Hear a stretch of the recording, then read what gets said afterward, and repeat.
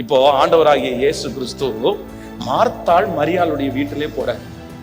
உடனே இந்த மார்த்தாள் மரியாளுடைய வீட்டுல போன உடனே அவங்களுக்கு ரொம்ப சந்தோஷமாயிருது. ஆண்டவர், ஏன்னா இவங்க ரெண்டு பேரும் ரொம்ப நேசிக்கிற குடும்பம். ஆண்டவர் இந்த உலகத்துல வாழ்ந்த நாட்களிலே அவர் போன வீடுகள் ரொம்ப கொஞ்சமான வீட்டுக்கு தான் போனாரு.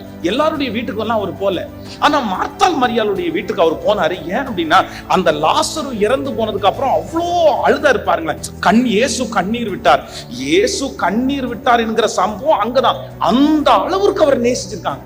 நேசிக்கிற குடும்பம். உடனே மார்த்தாள் என்ன பண்றாங்க அப்படின்னு சொன்னா, இயேசு வந்தாரு அப்படின்னு கேள்விப்பட்ட உடனே அப்படியே போய் சிக்கன் மட்டன் எல்லாத்தையும் செஞ்சு, ஏன்னா ஆண்டவர் களைச்சு போய் வந்திருப்பாரு, ஆண்டவர் ஒழுங்கா சாப்பிட்டுருக்க மாட்டாரு, ஆண்டவர் ஒழுங்கா தூங்கி இருக்க மாட்டாரு, ஊழியம்னு ஓடுறாருன்னு சொல்லி அவ்வளோ ரொம்ப பிஸியா நிறைய ஊழியம் செஞ்சாங்க.